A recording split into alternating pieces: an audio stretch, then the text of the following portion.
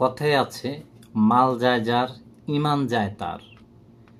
এ কথা বলার একটাই কারণ, সাফিয়া বিনতে আবু উবায়েদ রাদিয়াল্লাহু তাআলা থেকে বর্ণিত মুসলিম শরীফের একটি হাদিস। হাদিসে এমন একটি কথা আছে যেটি শুনলে আপনি হয়তোবা শিহরিত হবেন। হাদিসটি হলো এরকম, যে ব্যক্তি কোনো গণকের কাছে গেল তার হারিয়ে যাওয়া জিনিস সম্পর্কে জানতে এবং গণকের কথা বিশ্বাস করল, সে ব্যক্তির নামাজ 40 দিন পর্যন্ত কবুল হবে না। কি ভয়ঙ্কর কথা বুঝেন।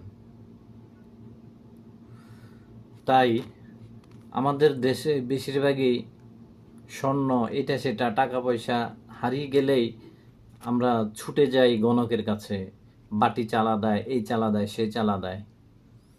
কিন্তু আসলে ওই গণক তো এটার সম্বন্ধে কিছু জানেই না, উল্টা আরো আপনার টাকা পয়সা নিয়ে যায়, সেই সাথে ইমানও গেল। ইমান যাওয়ার কারণ হচ্ছে, বলতেছি এই কারণে, 40 দিন যেহেতু আপনার নামাজই কবুল হবে না, তাহলে সেখানে আর থাকলেই বাকি।